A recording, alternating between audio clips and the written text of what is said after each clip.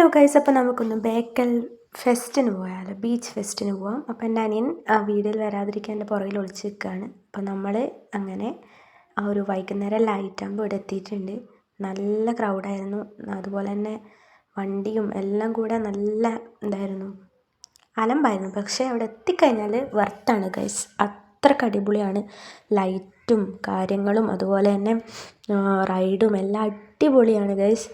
അപ്പോൾ 8 മണിക്കാണ് ഇവിടുത്തെ മെയിൻ ഷോ തുടങ്ങുന്നത്. അപ്പോൾ ഓരോന്ന് കണ്ടിരിക്കാൻ തന്നെ നല്ല പൊളിയാണ്. അപ്പോൾ നമ്മൾ കുറേ ഫുഡെല്ലാം വാങ്ങി കഴിച്ചിട്ടുണ്ടായിരുന്നു, നല്ല ടേസ്റ്റ് ഉണ്ടായിന്. പിന്നെ എന്തായിരുന്നു, ഈ ഒരു സംഭവത്തിൽ ഞങ്ങൾ കയറിയിട്ടുണ്ടായിരുന്നു, ആകാശത്തൊട്ടിൽ എന്ന് പറയും. ഞാൻ ഇതിന് മുമ്പ് കയറിയിട്ടുണ്ടെങ്കിലും ഭയങ്കരമായിട്ട് ഒരു പെട്ടെന്ന് മുകളിലേക്ക് വരുമ്പോൾ ഒരു ഫീലാണ്. പിന്നെ ഞങ്ങൾ ഒരു ഫെമിലിയർ ആയിട്ടുള്ള ഒരു ആങ്കറാണത്. പിന്നീട് നമ്മൾ ഈ ഒരു ചാനത്തിൽ കയറിയിട്ടുണ്ടായിന്. ഇതെന്തായിരുന്നു, എൻ്റെ പേരറിയില്ല.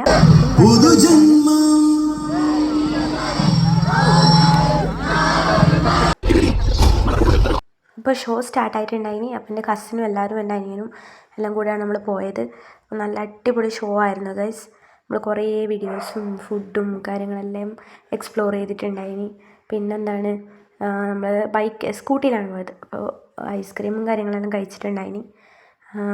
അപ്പോൾ എടുത്ത വീഡിയോ ആണ്. ഓള് അതിൽ കയറിയിട്ടുണ്ടായിരുന്നു, മുമ്പ് കയറി എക്സ്പീരിയൻസ് ഉണ്ട് ഓളത് കയറിയിട്ടുണ്ടായിരുന്നു. നല്ല മൊത്തത്തിൽ ലൈറ്റും കാര്യങ്ങളും നല്ലൊരു എസ്തെറ്റിക് വൈബായിരുന്നു. അപ്പോൾ നമ്മൾ ഫുഡ് കഴിക്കുന്നതിൻ്റെ വീഡിയോ ഒക്കെ എടുത്തിട്ടുണ്ടായിന്.